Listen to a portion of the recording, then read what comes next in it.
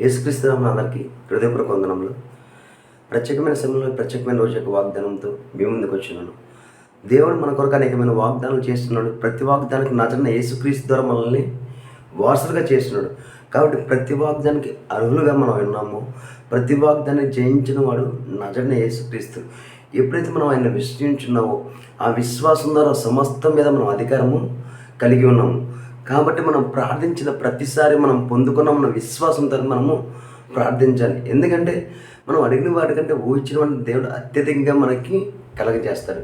కాబట్టి మనం ప్రార్థించిన ప్రతిదీ మనం పొందుకున్న విశ్వాసంలో మనము ఉండాలి. ఈరోజు దేవుడు మనకు ఇచ్చిన వాగ్దానము మత్తయి సువార్త 9వ అధ్యాయం 29వ వచనము, మీ నమ్మక చొప్పున మీకు కలుగును గాక. మనం ఏదైతే విశ్వసిస్తున్నామో ఆ విశ్వసించిన ప్రతిదీ మనము పొందుకుంటాం. ఎలాగా? క్రీస్తు ద్వారా. ఎప్పుడైతే నువ్వు ప్రతి పనిలో నువ్వు శిలువలో ఏదైతే పొందుకున్నావో దాన్ని జ్ఞాపకం చేసుకుంటావో, నువ్వు చేసే ప్రతి పని దేవుని ద్వారా ఏదైతే ముందుకు వెళ్తున్నావో ప్రతి దాంట్లో నీకు విజయం అనేది కలుగుతుంది. ఈరోజు ఈ వాగ్దానం పట్ల మనం ప్రార్థిద్దాము.